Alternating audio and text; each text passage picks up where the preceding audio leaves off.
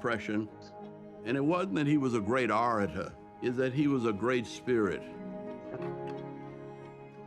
The power of spirituality and humility and the willingness to suffer rather than to inflict suffering.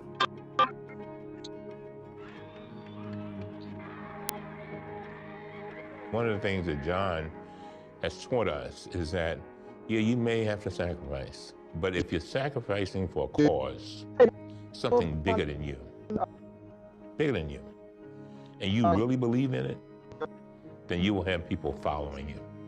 We do not get meaningful legislation out of this country. We will march through the South, through the streets of Jackson, through the streets of Danville, through the streets of Cambridge, through the streets of Birmingham.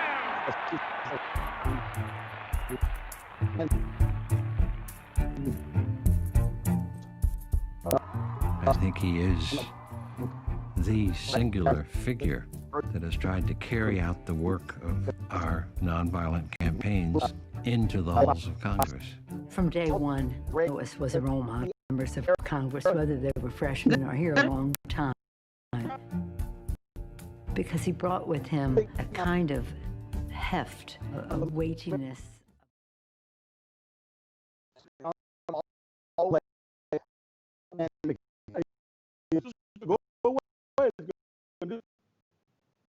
Yeah, he certainly was. I'm glad that opened up when climbing out every day, and that we have children and teachers returning school. That is a preposterous statement. 99% of children, 99% of people that are affected by coronavirus bounce back and don't bear that out. Even saying that he's had success because the 2 million people that were reported to have died because of coronavirus, it's been less than that. It's been 200K. But we're just entering into this third wave, and it's predicted that we're going to have at least 200,000 more deaths. So I think that the facts that Joe Biden came armed with, that he bared them out before the American people in such a way that people cannot ignore the fluff that is Donald John Trump Jr. All right, Reese, your assessment. Let's start first. Let's talk about, again, at the outset, the conversation about coronavirus. Yeah, I mean, obviously, Donald Trump is detached from reality when it comes to coronavirus. And, you know, the most damning thing to me has always been that Donald Trump actually believes that he's doing a good job when it comes to coronavirus.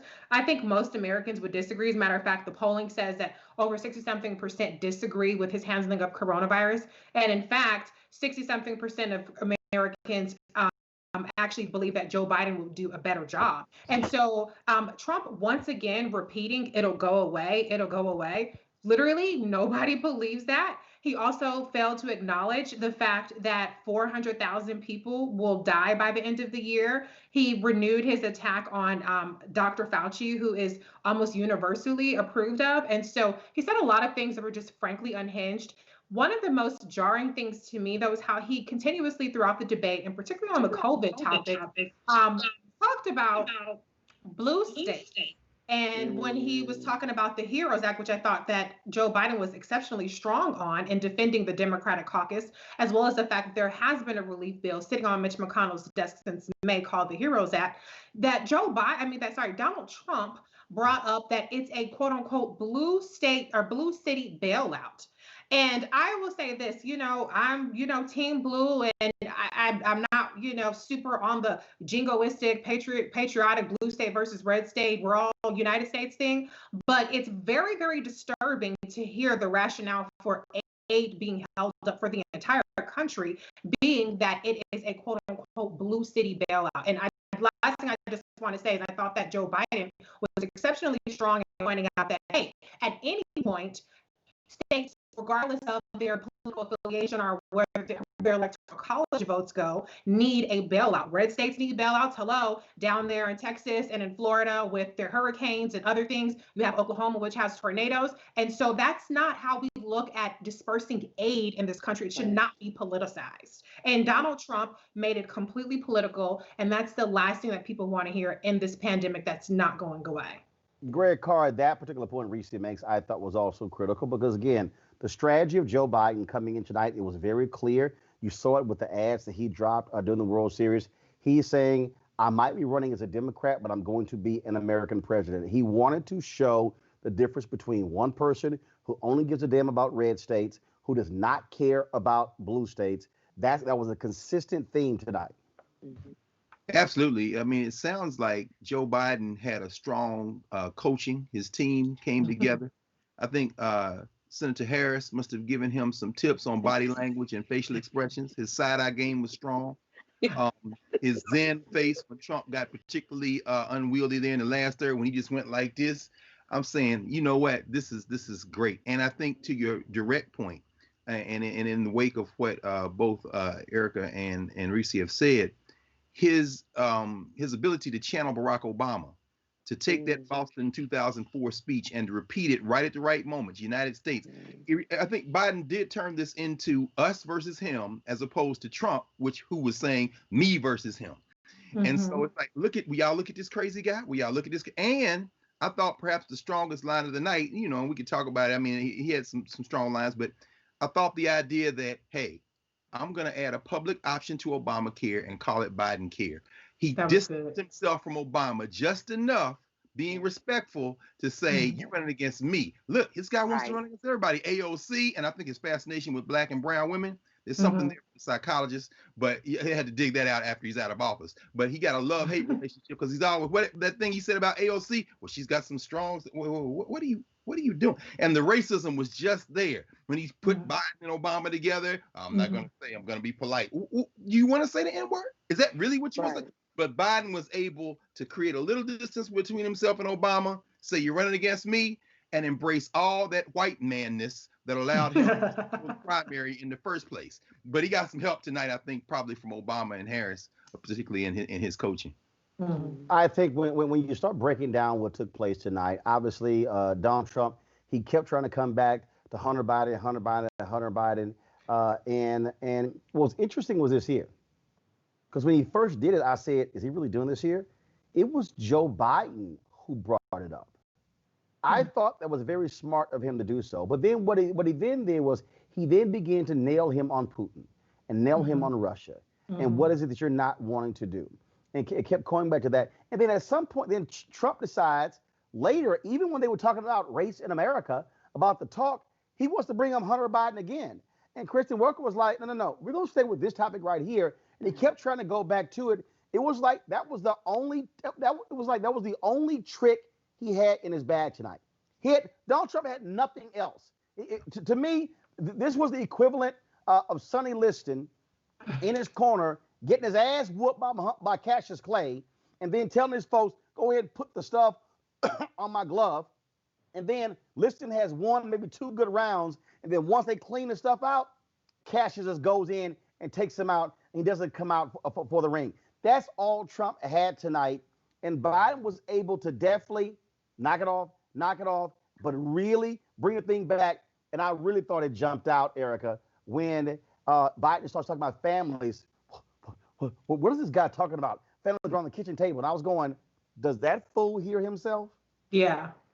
Oh my God. Yeah. It took me back to the Dave Chappelle episode when he was mocking, Charlie Murphy rather was mocking when they were over to Rick James' house, and he was on the couch with those books, and he was like, fuck your couch. I mean, that is exactly the energy that the son of a Klansman gave us tonight.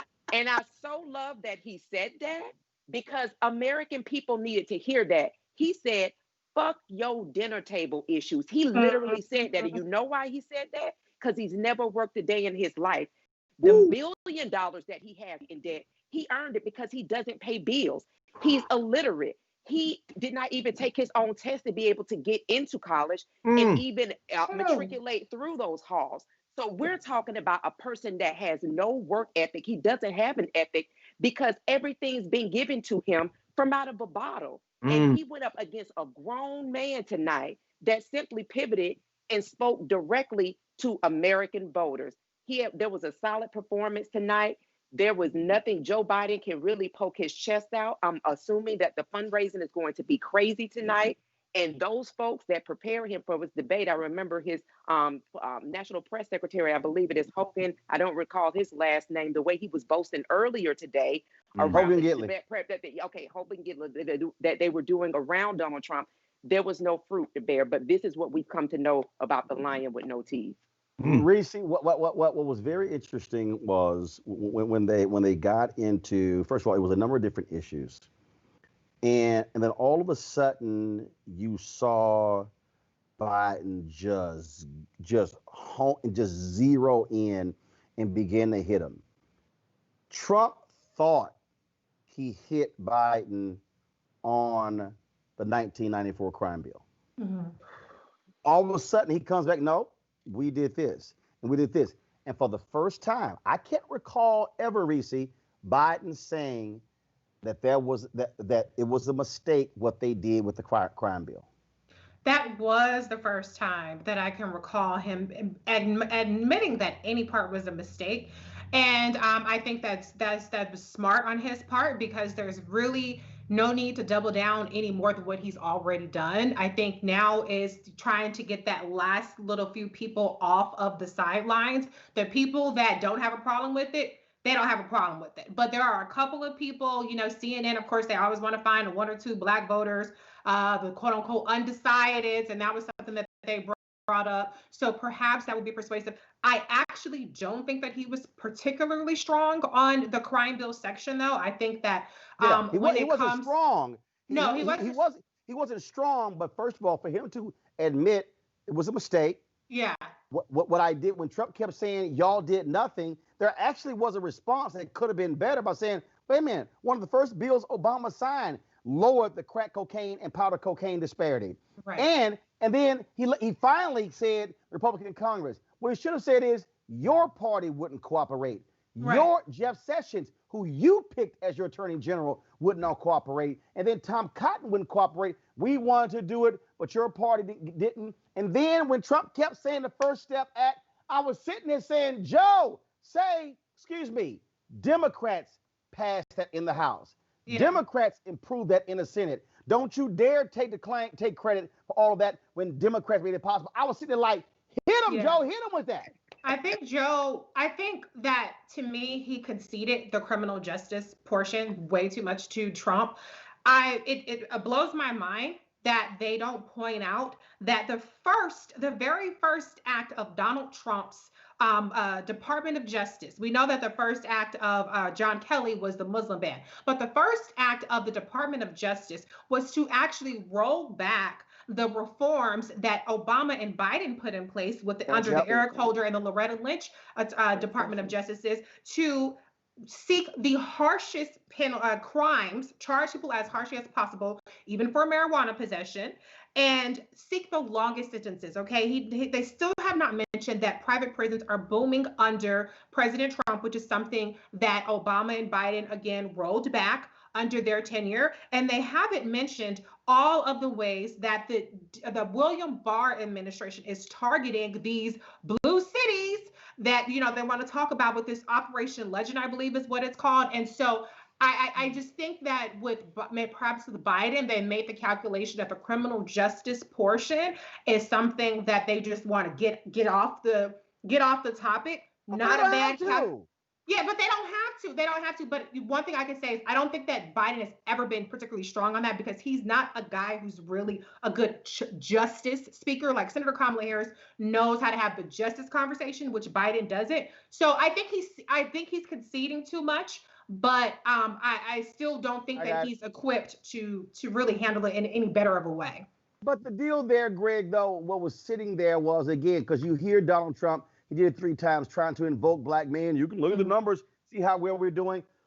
And I'm like, Joe, why don't you tell those black men why you won't support police consent decrees? Why don't you tell those black men why you accept private prisons? Why don't you tell those black men why you've attacked progressive DAs when it comes to fighting mass incarceration? You put a bullseye on their back. See, to me, you got to force him to defend Jeff Sessions and Bill Barr. I agree with you, of course, but I don't think Trump would have any problem defending Barr or Sessions. He has no problem defending anything. I mean, he defended Kim Jong-un. So, I mean, he doesn't have any problem defending, but, it's very interesting. Of course, we know the Democratic Party is not monolithic. It could fracture at any moment. When this election is won, you're going to see it pulled in several different directions. Joe Biden is an old white man.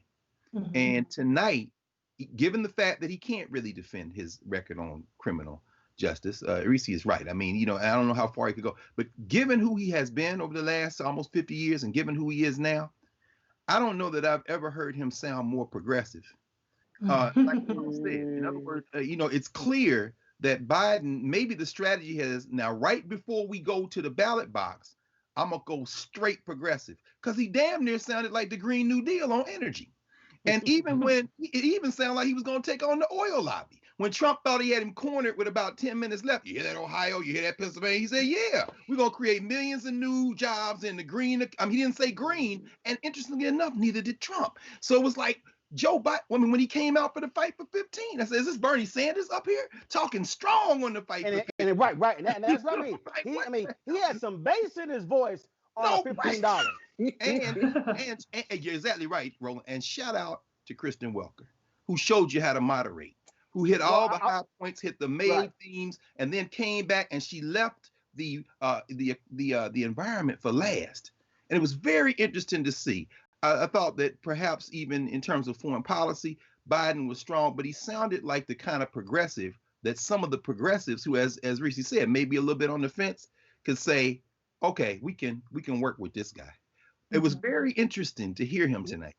Here's what I really, when you talk about looking at those two and really how he bore in, certainly when Biden was talking about $15 an hour. But here's why the end was important. Kristen Welker asked Donald Trump a question about Black people living near oil fields. Blah, blah, blah. And then Biden says, it's called fencing. And then this is what it's called. And this is what I've experienced. And he doesn't know anything about that. Cancer. And he said it. He doesn't know anything about that. Exactly. I was like, get his ass. I was like, Erica, get his ass. And it basically was like, let me explain to you what this is.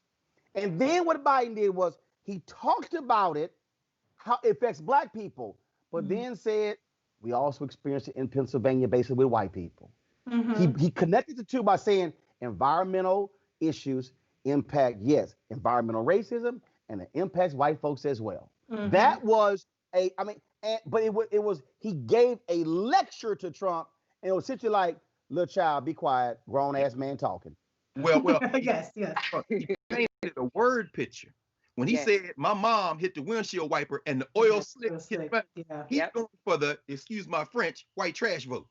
And he said, where I come from, people don't live off the stock market. In other words, he's now going to try to reach into those precincts where somebody who's a Trump voter sat up and said, well, damn. And maybe for the first time, racism notwithstanding, they said, that's a rich dude talking to somebody who grew up like me. Remember when Trump tried to take Scranton from him? And he was like, yeah, nah. See, my people don't, people where I'm from, people don't live. I was like, oh, yeah, you didn't really grow up in Scranton. Trump was flavor, man. Like, sit your boarding school ass down. Yeah. Cadet Bone Spurs. But look, Trump was so overmatched. First of all, it looked like perhaps they had given him something and it began to wear off as the thing continued. And Joe, you know how it is, how any of us are, when you're in a meeting or you working and you see the clock and you realize you ain't got about 10 or 15 minutes left and you get that second win. By the time Joe Biden got to that last 20 minutes, he said, Abraham Lincoln here. He was feeling good. Right. Oh, yes, Abraham Lincoln here. Because Trump basically said, well, essentially, I've done more for Blacks, maybe even more than Abe. It was like, motherfucker, he freed the slave. But can we talk about, though, like, a lot of Trump's language, even in the climate change section, was disturbing. It was very racist. I mean, he called Russia filthy, which whatever. China. He called He called China filthy. He called India filthy. Those are very loaded terms that were just very jarring to hear. He talked about how, oh, we have the best air, we have clean water. Flint, Michigan still does not have clean water. There are plenty of Black communities, Baltimore, South Bend, etc., that have lead problems. And so he's very delusional, but his language in multiple sections, I'm sure we'll get to the other ones, but even on the climate change part, was very, very, very disturbing. By why do you have to call these countries filthy when, for instance, China is far ahead of us in terms of, solar and things like that. So it's just, he always has to go back and bring out that, as Erica would say, and I'll let you take over because you always say it better than me. He always has to bring that out. He always has to bring it out. Girl, because he is the son of a Klansman, and for somebody who was calling a whole country filthy that you have money in, then take your damn 1492 money from out of China. We're also thinking about in March of this year, this is the same person whose EPA rolled back protections in communities that need it the most while we are suffering through a pandemic that is airborne.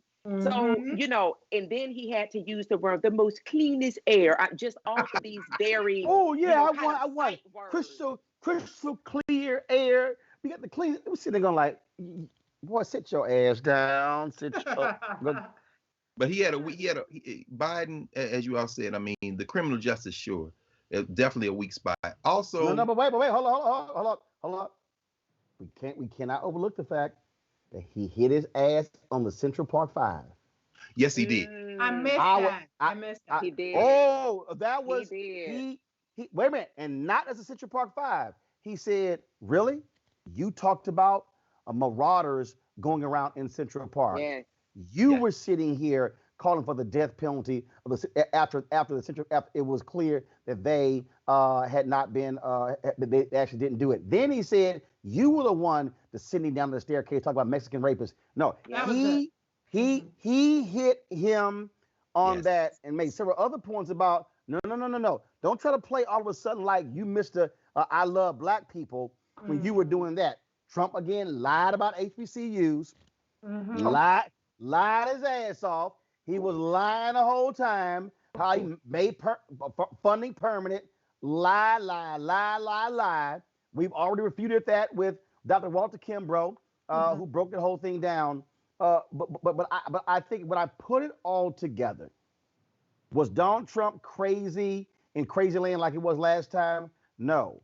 But what you saw tonight was the difference between one person who has no plan for a second term, and over here, one person who lays out an agenda to move the nation forward. Red. That's true. No, it's true. And so then I guess then the question we have to ask ourselves is, what, if any, impact will this have?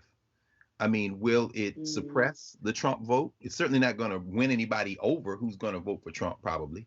Trump didn't expand his base tonight. And like you all said, I mean, the apology was good, and well, the kind of apology, we made a mistake. Acknowledgement. Yes, Reese, absolutely. And the other thing I thought was interesting in terms of the distancing between himself and Obama was on the immigration issue. He really couldn't answer about the cages. So what does he do? He says, I was vice president, not president. And it took long. I'm like, wow. And let me, but here's the deal, Reese, as somebody who participated in off the record conversations with both Obama and Biden when they were in the White House, there were people got to remember, there were a number of instances where Joe Biden disagreed with Obama's strategy. But Joe Biden was like, I'm the vice president. I'm gonna follow your lead.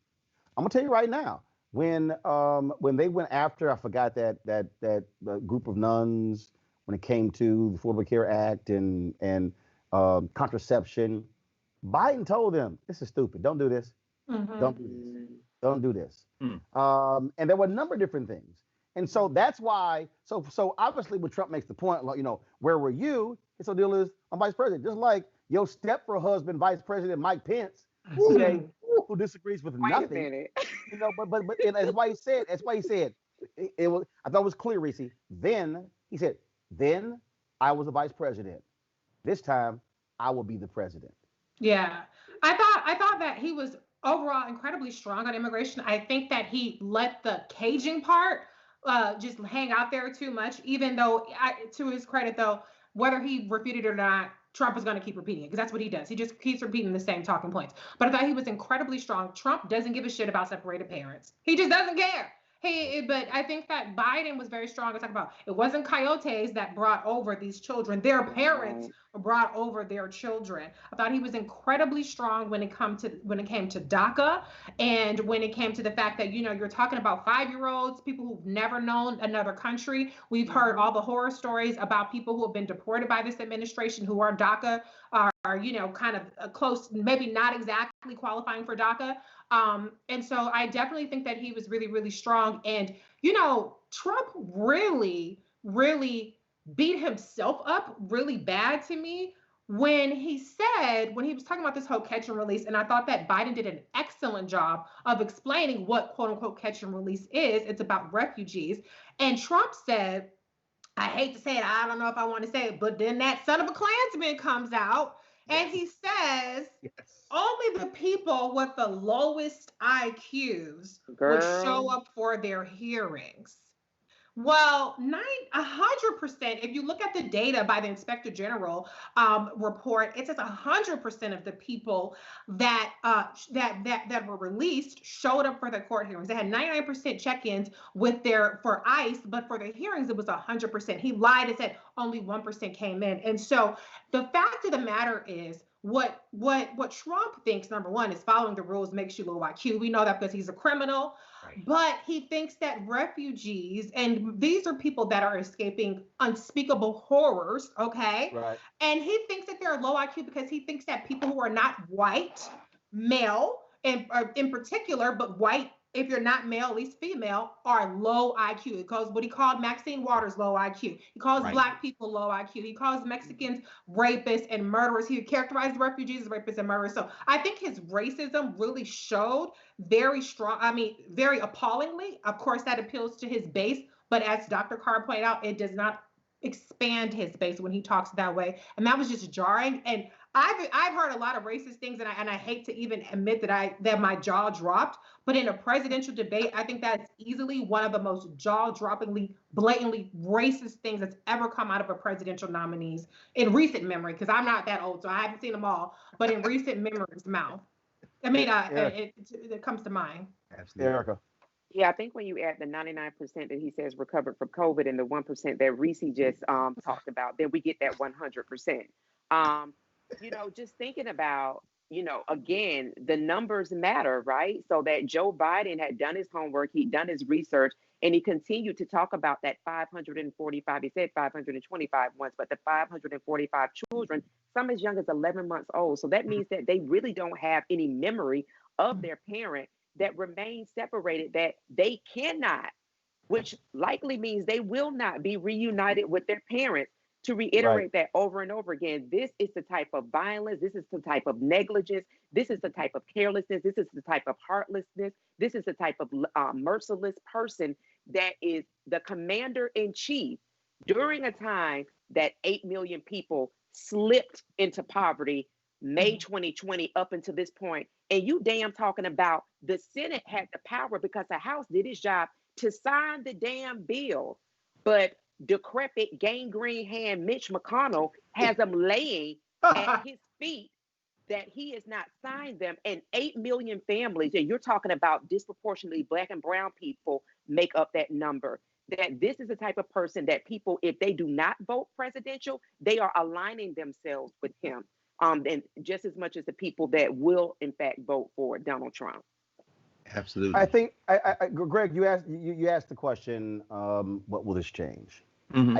I think what it does is it solidifies how Biden is going to close this out. He kept saying, I'm going to be the American president. Mm-hmm. I'm going to be the president for all of the country. While he is doing that, Donald Trump is still going off on this tangent. He's still going off on his rant. He's still over here in Never Never Land. Oh, blah, blah, blah, blah, blah, blah, blah, blah, blah. And Biden's like, no, come back here. That to me, again, is the best closing argument. The ad that he dropped, with Sam Elliott was so important because what it was speaking to again is where we are as a country. That's what it was speaking to, and I thought that was most important. And I think that what's going to happen, and I do want to touch on this piece here that we also heard tonight. You heard all the back and forth with the foreign policy things on those lines. Would have been great if they had brought up Nigeria, but yeah. But after tonight, don't you think Kristen Welker should be the new host of Meet the Press? Come on, 1 o'clock. No. Help us, Roland. Explain this to us, because clearly it's not based on talent. We know white men are the ultimate affirmative action. But what do you think is the reason Chuck Todd still has a job? This can't just be because Chuck Todd was anointed by Tim Russert. He was handpicked by Tim Russert. Okay. That's why. Okay. That's why. And the reality, and the reality is, I don't know of any. You can't show me any African American who be given. First of all, not only is Chuck Todd hosted Meet the Press, he's also, they gave him a new show, Peacock. He has something else online. It's all kind of stuff. It's like, really? Here's the thing here. I think out of all these debates, first of all, it's very clear. Kristen was not having none of it. No. You were not going to walk up. She also was not going to be apologetic like Susan Page. She was not going to sit here and beg to be respected. And look, this is what happens when you're a black woman. I say also when you're a black man, your ass gonna get to look like, don't your ass cross that line. Right. Now here's the deal. All that crap Trump talked before, all that trash of Kristen Welker, who said wasn't debate? I gotta say you're doing a good job tonight. But she's like, I don't need your ass to tell me that. He tried to put that little rabbit punch on Kamala, and then he came back. Oh, but you. Let me say this now. I know how media works. If somebody white performed like Kristen Welker did tonight, television execs would already be saying, we're going to move this person into a major slot. If Kristen Welker does not have a major slot at NBC or another network come January 1, folks should have some problem. She, again, not one time did I complain about the debate moderator tonight. No. In fact, not one time. Well, I remember when she was local news in Philly. I was living in Philly at the time. And so her ascent has probably been slower. I wonder, why it's taken this long. I mean, in fact, Don Lemon was in Philly at the same time at the local affiliate. And so Don Lemon has moved faster than Kristen Welker. But, tonight she definitely showed how to take charge. And maybe about halfway through, when Trump tried to overtalk her, she just turned up the volume and shut him down. And he backed up. Right. It did. And that's what I'm saying. She was like, don't your ass cross the line. I thought tonight was tonight was how you are to moderate a debate. No, we're moving on. Right. No, I have some other questions. No, 10 seconds. And see, it wasn't like, okay, I'll let you respond. It was like, you got 10 seconds. Next, let's go. That's how when you're the moderator, you moderate. Yeah, I think overall I'm like 99% satisfied with what she did. I thought she let a little bit of the Hunter Biden stuff and some of the conspiracy theory stuff go on a little bit longer than what I would prefer. However, overall, I think she was absolutely heads and shoulders above everybody else in terms of her moderation. I liked how she allowed the back and forth, because that's what a debate is supposed to be. It's not supposed to be like, I make a statement and then you make a statement and then, right. So she did allow a little bit of the interaction without it being the over talking and being the very disruptive nature that we saw in the first and only other presidential debate. So I think she was very strong there. I thought that she was very strong in terms of the questions that she asked. I like that she asked specific questions to both candidates, as well as allowing the rebuttals to be in a meaningful, substantive way, aside from everything that came out of Trump's mouth. So I think she was incredibly strong. And it's not her fault, the race conversation was not really a race conversation. Right. I really would like But one last thing, I would. Even answer. That's true, but I. Answer. But I'm feeling. Go ahead. I'm feeling you. I'm But feeling. one thing I will say is, as a Black woman, I really, really wish, and I understand that this is a major issue for Black people, but I really wish they would just, for once, expand the race conversation outside of criminal justice, because everything that came out of Trump's mouth was Black men in jail, Black men in jail, and Russia, and it was like, what the hell? We have a wide array of issues that impact Black people that never come up in these debates. So that would be my one complaint. But other than that, I think she was very stellar. Yes. But here's the deal, though, Erica. That's also mainstream media. Look. Yesterday, I opened the lecture series, the presidential lecture series for Virginia Union University. Yeah. And it was called "The Past, Present, and Future of Black Media." And this is what I said in that lecture series. And y'all, we're going to be restreaming it on our platforms. You can go to my YouTube channel. You can see it after we're done here. This is what I said. I said, when you work in mainstream media, you are trained to think and process like mainstream media. Mm-hmm. I said, you're trained to see stories through the prism of mainstream media. Mm-hmm. The prism of mainstream media is a white prism. Yeah. So you have been trained and conditioned to think that way. So if you want to bring up race in America, mainstream media looks at race in America through a criminal justice, riots, protest, yelling and screaming prism. Mm-hmm. What I said in my lecture, I said, when you work in Black press, you have to think through a Black prism. Mm-hmm. It's hard for a lot of Black journalists who have worked in mainstream to then work in Black press, because they bring that mainstream media thought process with them. Mm-hmm. Whereas when you were in Black press, that's why I think the reason I have been the way I am in my career is because my first paid job was at the Houston Defender.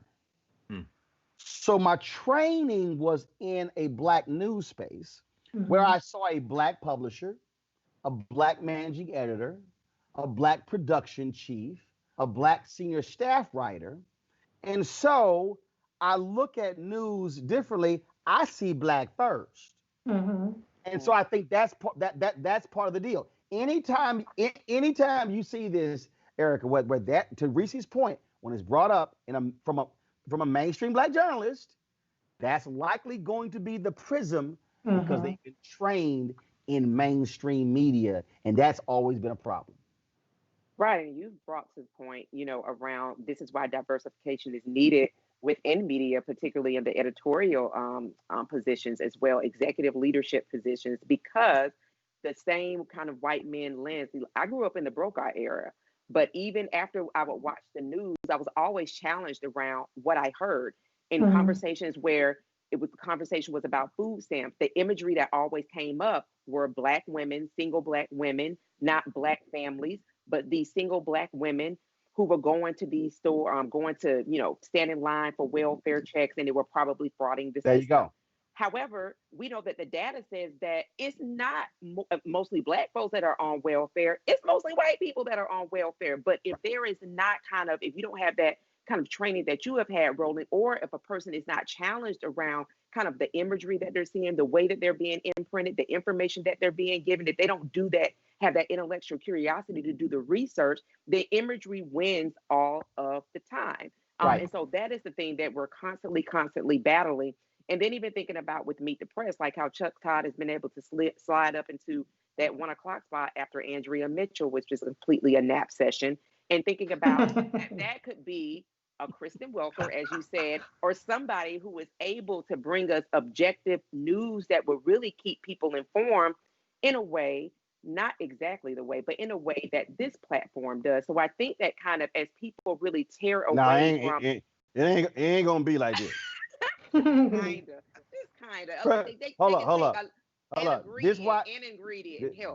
This right here, why it ain't gonna be like this. Sure. For sure. But there has to be that challenge. There has to be that challenge, and this does not come from kind of that fire hose Right. of mainstream media. It's actually on the other side of the screen as well. For instance, to Reese's point, Greg, if you're going to bring up race in America, to me, this is the question. In the aftermath of the murder of George Floyd, we have seen a number of corporations announce social justice initiatives, announce investment, announce all of these things. Donald Trump, why does it require black blood to be spilled for white America to realize race is real in America? See, that's Greg. See, that's framing the question through a black prism. Sure. As opposed through white executives, because when you unpack that thing, you could say again, the only reason that's why I can't wait for Nikki Haley ass to run for president. Because see, I've already was at a joint where she was sitting here trying to talk about how courageous it was and how we had to work bringing the flag down. I'm like, the flag came down because black blood was spilled. You didn't take it. It didn't come down because you had courage. It took 9 black folks dying for it to come down. The reality is, when you go, the Fair Housing Act was only passed because King was assassinated. I mean, we can go down the line how black blood has to be spilled for there to be change. To me, that forces. And here's the other deal: the opening was right there, Greg. Okay, Donald Trump, since you say you do so much for black people, why don't you get rid of diversity training in federal government? But that's also race in America. Go ahead. But you can't. I mean, it's not Roland Martin Unfiltered. You keep making that point. I mean, at the end of the day, it seems to me that there are a lot of moving parts. We saw a lot of moving parts today. Is Kristen Welker thinking about how this debate needs to be different from the other one? Is she trying to position herself? Because it's interesting how she entered race. I mean, I'm listening to her, and it sounds more like a Lester Holt, not even a Craig Melvin. I mean, it's kind of like a race-neutral black person who sets it up with a softball question, really, to Joe Biden about the talk, and then allows Biden to have a very personal kind of thing, say, my daughter, she's a social worker, we don't have to do this, black people have to do, and then she pivots to Trump and hits him like Serena Williams. Proud Boys, you said, you man, that way you got to say about I'm saying, but she entered it like that black person who is the safe black, and I'm thinking, is she trying to enter this in a space that allows her to maintain this kind of center black media persona she's developed over the years? Even Craig Melvin is kind of conversational. Yeah, but she's saying, look, y'all can see I'm black. I ain't that black in terms of my affect, how I will. So I'm explaining to y'all to talk. But then her race questions, as Reese said, they weren't as hard hitting and as you framed as you would have asked them, or it would have been in a black space. But it's almost as if Kristen, I mean, there are too many unknowns. I think what I hear Reese saying is a really important statement, because the same thing happened with Chris Wallace. When they dealt with the issue of race, it was only through the prism of riots, protest. And what you're saying is, if we want to talk about race in America, let's talk about race in America. Let's talk about black businesses. I mean, look, I would have said, let's discuss race in America. Just yesterday, Quibi announced that they're shutting down. They raised $2 billion and they only lasted 6 months. Black entrepreneurs fight just to even raise $100,000. What will you do as president to ensure African Americans will be able to access those venture capital dollars? How will you be able pension funds? How is that white men control 98% of all private equity pension funds? Again, you can, to Reese's point, what you're saying is, if we're going to talk about race in America, can we not be criminals? Yeah, that's all I'm saying. Folks who go to jail?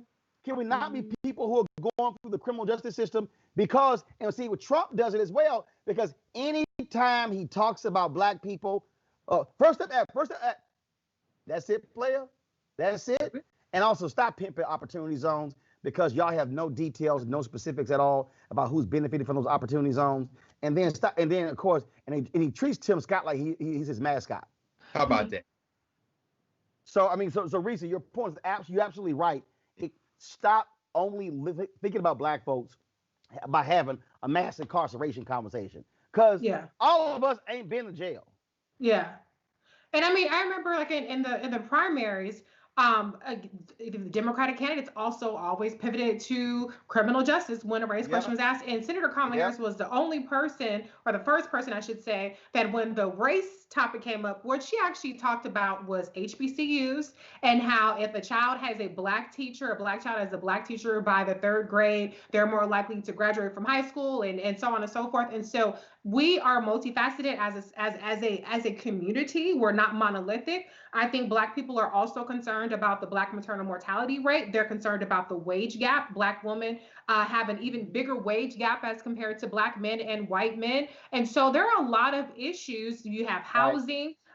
There's been recent articles about how the wealth gap is in large part due to the housing discrimination. And so there are a lot of topics to touch on. I appreciate that you talked about the environmental justice part of it, which was a little bit different than what we've heard. But all I'm saying is we don't always have to have the Black discussion be the criminal justice discussion. And I think that and I appreciated that Biden had the competency on the environmental justice part, but I think it's 90% of the conversation about Black people is always criminal justice, and Right. then Right. it gives Trump the ability to say 10,000 Black men, 20,000 Black men, all these Black men in jail, and all this stuff, and it's just I'm sick of hearing it.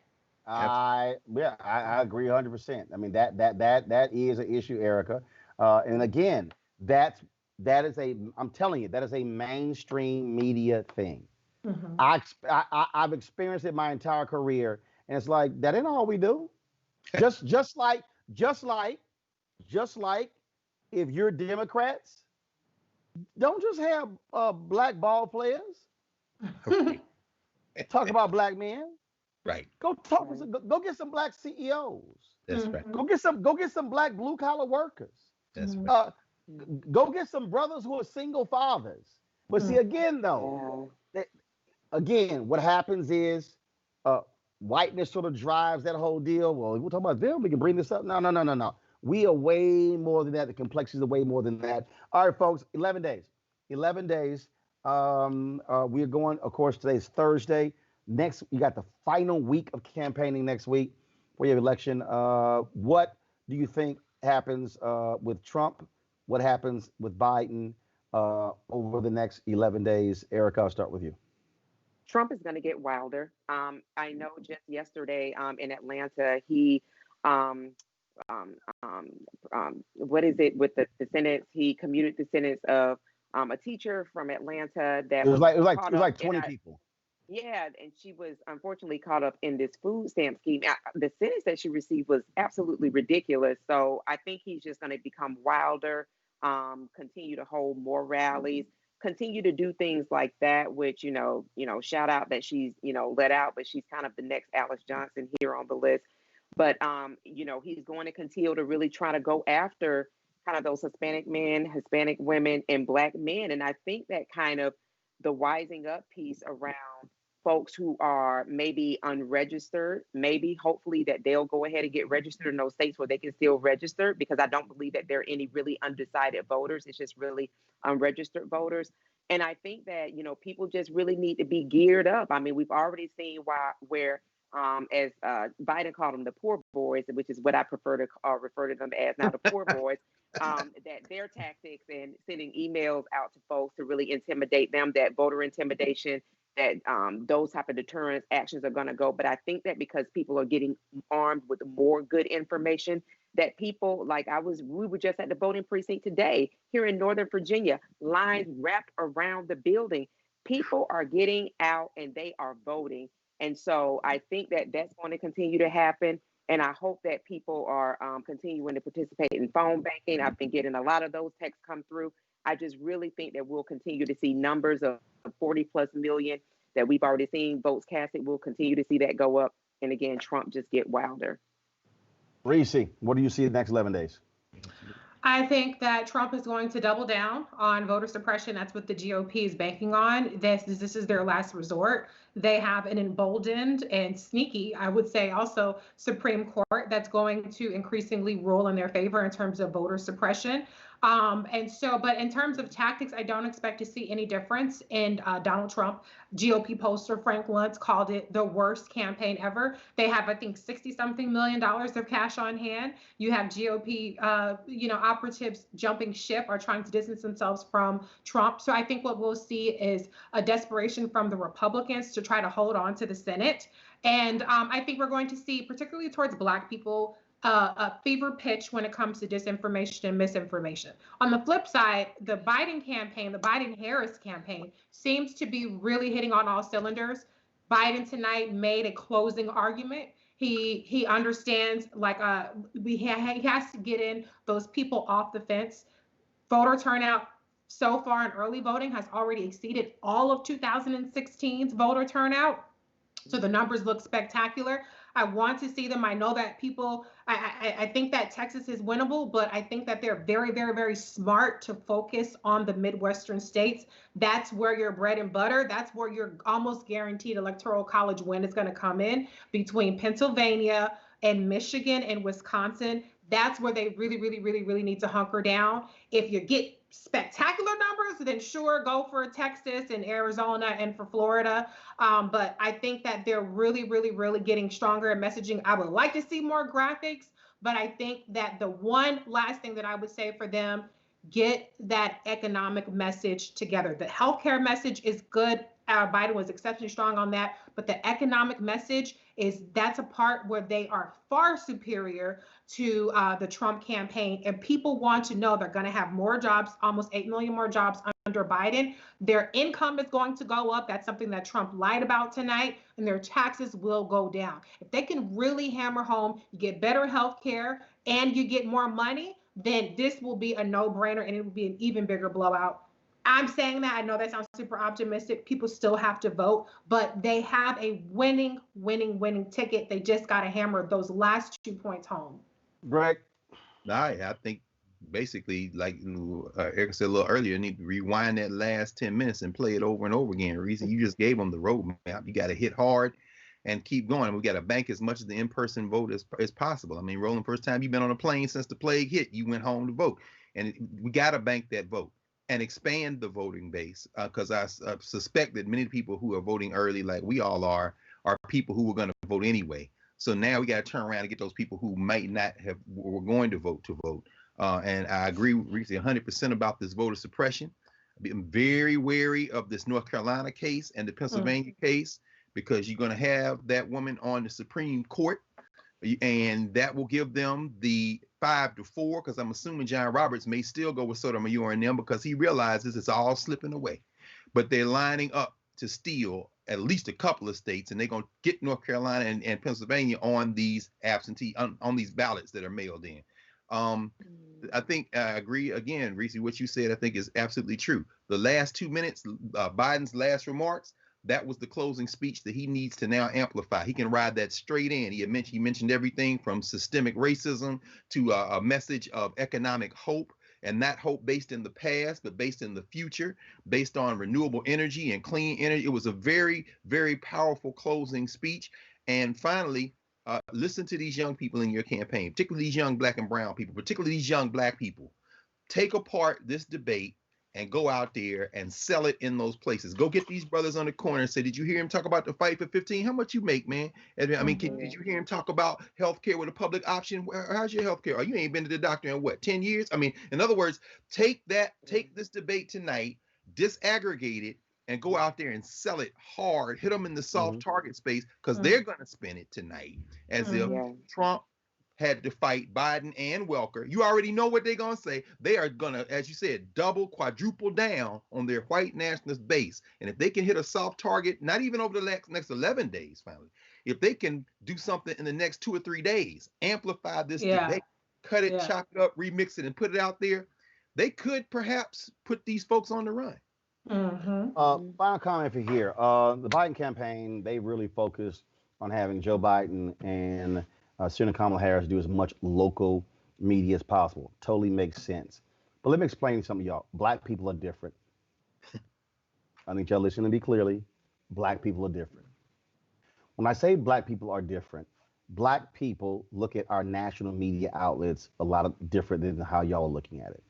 So when you do, yes, my show, Joe Madison, Steve Harvey, Ricky Smiley, Michael Baston, Dee Dee in the Morning, Erica Campbell, when you do those shows, you are talking, and see, black people, we talk to our black people. Right. So Right. we communicate with our frat brothers and sorority sisters. We communicate with our church members. We communicate with our family members. We communicate with friends. So black people. So what I'm saying there is to the Biden folk, y'all need to get them on black media outlets Yes. talking to black people. Okay, let me Every be real day. clear. Yes. You can't. You look. It's 11 days. All you gotta do is sit down and go, all right, Joe gonna do this day, Kamala gonna do this day. Mm. That's what you do. You bank them. Okay? You do that because you got to hit the persuadables. Okay? So we got that. You got to do that. The second thing is this here. Donald Trump is going to bring up Hunter Biden. He's going to try everything. They tried this crap. Rudy Giuliani. It was like a dead bird. Y'all seen one of them funerals where they try to throw a dove in the air and they done choke the damn dove? That's basically what Donald Trump and them have done when it comes to the Hunter Biden stuff. So you got that going on as well. It really is going to be, to Reese's point, absolutely economic message is going to be critical. But again, here's the other piece, and it's critically important. Why am I also saying that they got to hit these national media outlets? Because you also got to think about the United States Senate. The reality is this here. I saw a poll that says it's tight in Minnesota. Democrats only up by one. Very surprising. You got a tight race between Gary Peters and John James. John James, black Republican in Michigan. John James ain't gonna vote for nothing black people want. But he's getting 17% of black male support. Gary Peters has to firm that up. I will be in Detroit next Wednesday, folks, broadcasting and interviewing Senator Gary Peters. John James ain't gonna come talk to me, so we already know that. We've called, they ain't gonna call. They ain't gonna return our phone calls. So you have to understand, look at the map. Okay, so here's the deal. Democrats say we're gonna lose Senator Doug Jones seats. He says, look, I'm behind one or up one latest poll, but they think they're gonna lose that. The problem is here. You can't afford to lose Minnesota or Michigan. Right. You got to do a net pickup of 3. You get net pickup of 3. Senator Kamala Harris is VP. She breaks the tie. You really want to pick up 5. You really want to pick up 5. Democrats got Arizona, okay, and then many black people, okay. Mark Kelly leading well. Hickenlooper leading in Colorado. Yeah. Then you got Maine. She's leading there. The Democrat is leading in Iowa. Bullock could very well win Montana. Okay, so now I'm counting: Colorado, Arizona, Maine, Iowa, Montana. Democrats could pick up Cal Cunningham in North Carolina. They could pick up Ossoff in Georgia. Okay, that's 7 right there. Okay. You have Kansas. And Alaska. Okay, she's been close. It's very close. Republicans are dumping crazy amount of money in there. Yeah. If she was a former Republican, she became a Democrat. I just don't see Kansas flipping. That's 7. Okay. Chuck Schumer, you got to send Mike Espy a couple of $1 million damn dollars. Come on. He's down 1. If you're down 1 right now, that's real, especially with a high black turnout. He can actually beat Cindy Hyde-Smith. But the bottom line is this here. Jamie Harrison. You got Jamie Harrison. So now you got 8. So you all of a sudden you look. The reality is this here. You want Biden and Harris to win, but you also got to have the Senate. Right. Yeah, exactly. You got to have that. Got to. So that's really going to be the focus here for us. It really has to be black people. Do me a favor. Stop getting caught up in celebrity games. Right. Please. Let me be clear.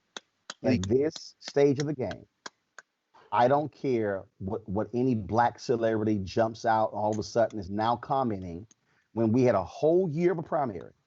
And I ain't hear from none of them black celebrities. And we've had the last 10 months. Right. And we ain't hear from none of them black celebrities. All of a sudden now folk want to weigh in. Trump plan is better. No, your ass ain't been here. Nope. It's 11 days. It's 11 days. There's nothing Donald Trump is going to promise you in 11 days that's real. So if you're a black celebrity, stay quiet. Tell folks to vote their conscience and then wait to see who wins, and then let me be perfectly clear, and then we turn the screws up. Because let me be real clear with everybody out there. And I know I love these people. Roland, you sitting here, you pushing Biden on us. No. I'm not pushing Biden Harris on you. I'm trying to get your ass to see that Donald Trump and Mitch McConnell appointed a 33-year-old white woman, Catherine Mizell, to a federal bench who graduated from law school 8 years ago. And when they asked her about her legal experience, she brought up when she was an intern. She's going to be a federal judge for life. So what I'm trying to get y'all to understand is that we're not voting for the next 4 years. We're voting for the next 50 years. We're voting for the federal bench. We're voting for the Supreme Court. We're voting for expanding the Supreme Court. We're voting for the level of policies. And y'all need to understand, because see, I got the receipts. Don't think for a sec. Barack Obama and Michelle Obama don't text me. They don't email me. Right. They don't call me. Nope. You don't know why? Because I pushed him when he was in the White House. Yeah, they don't like that. From day one. So y'all need to understand, I am going to push Biden Harris. Yes. I'm very clear. So when y'all had these other fools out here say, oh, you trying to get a job. I need y'all to help y'all out. I make more than White House staffers. My wife ain't trying to have no damn pay cut. So let's just be real clear. I don't want to work for a politician. I have the freedom where I am right now. What I do understand, the things that we want to do from economically, the things that we want to do when it comes to education, the things that we need to have happen when it comes to our neighborhoods, all those different things, I know where it's likely to happen and who is going to be sitting in the Oval Office in the Old Executive Office building. That's right. And that's Biden Harris. I know if Democrats win 9 House seats in Texas, they will control the Texas House for the first time in 20 years. And now when it comes to redistricting next year, you have much fairer maps.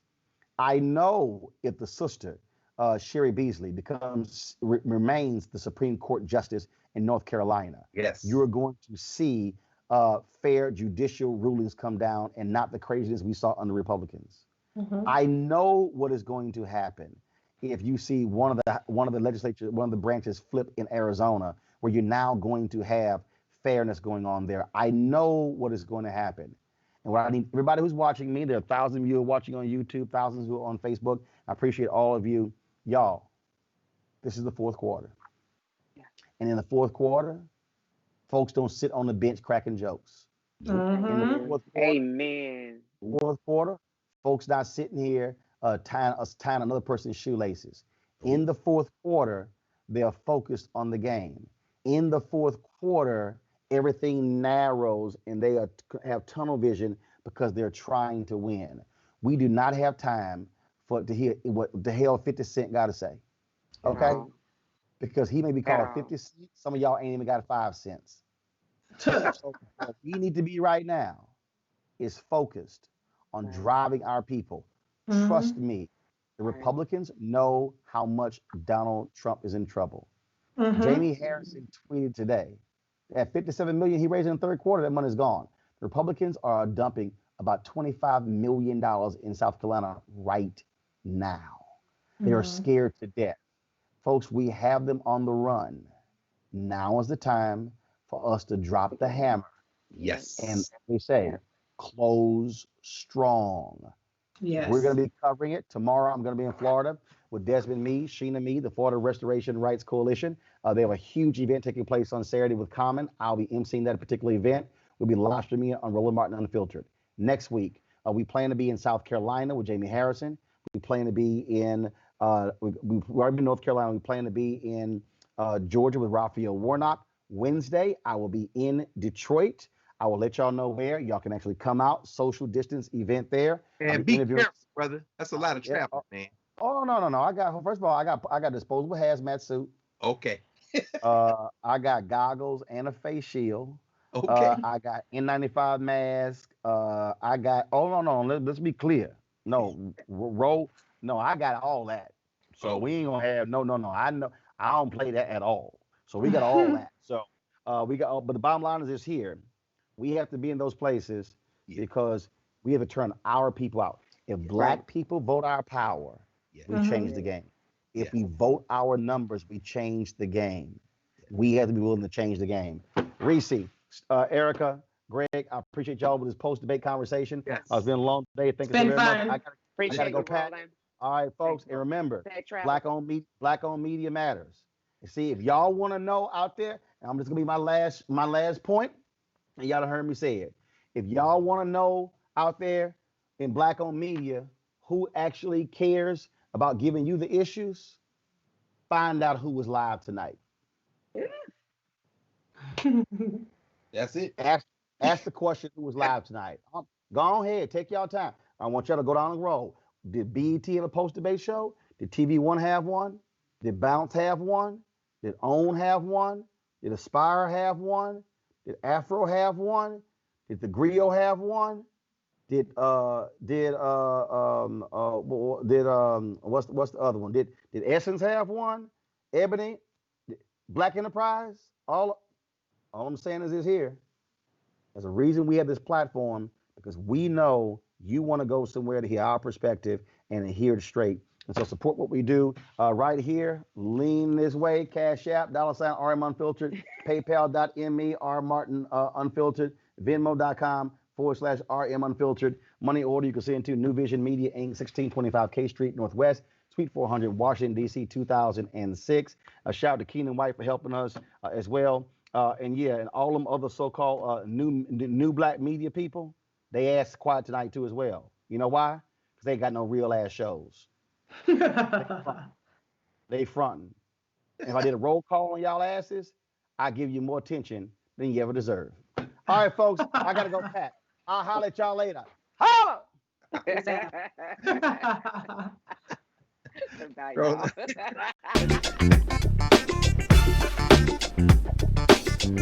y'all.